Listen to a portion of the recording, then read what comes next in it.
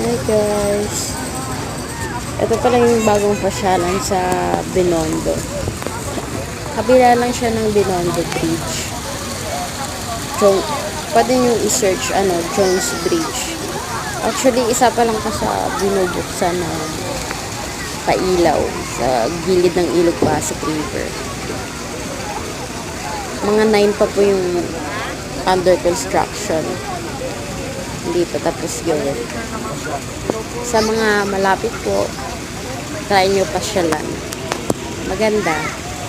Lalo na paggabi. Medyo maaga pa kasi nagbubukas po yung pailaw nila 6 to 10 p.m.